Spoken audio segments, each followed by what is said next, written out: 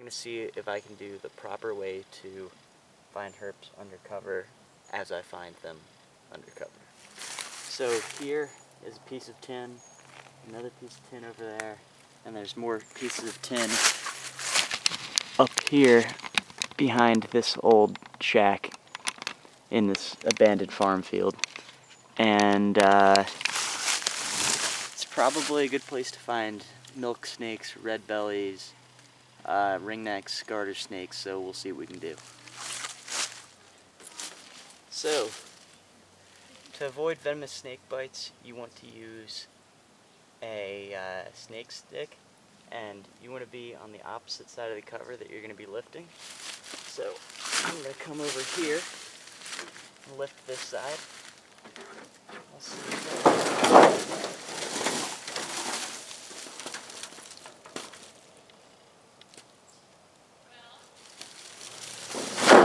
Alright, nothing under that one.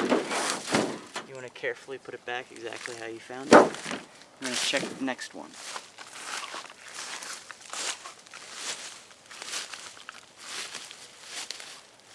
Okay, so one of the dangers of lifting some of this cover is sometimes there are wasp nests under it, and I'm pretty sure there's a paper wasp nest under here somewhere in the area right there, so I'm just going to be careful lifting this one.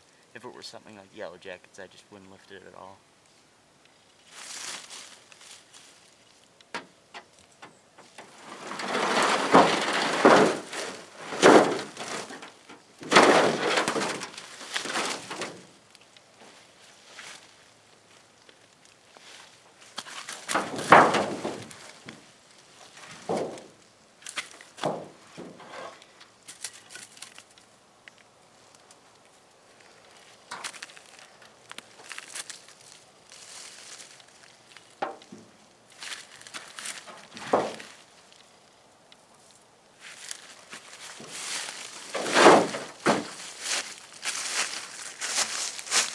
Alright, luckily there were no wasps under that.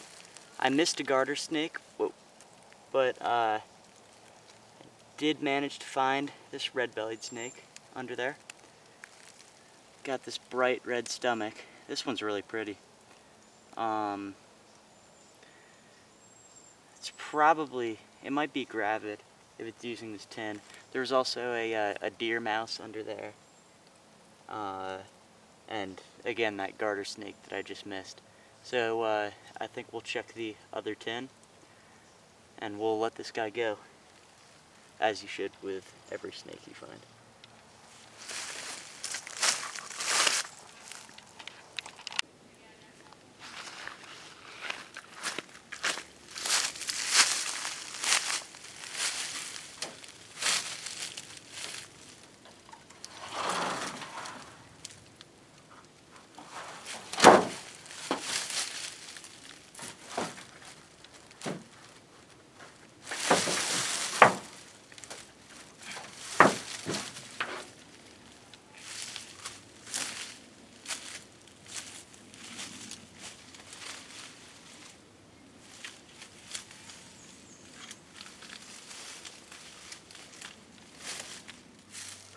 Alright, I'm just going to talk a little bit more about flipping herps undercover.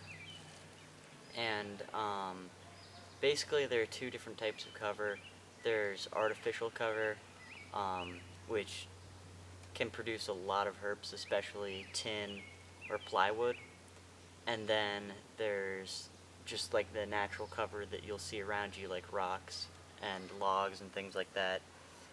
And going into safety a little bit, and safety for the person or the herpetologist looking for the reptiles and amphibians, or the herps themselves.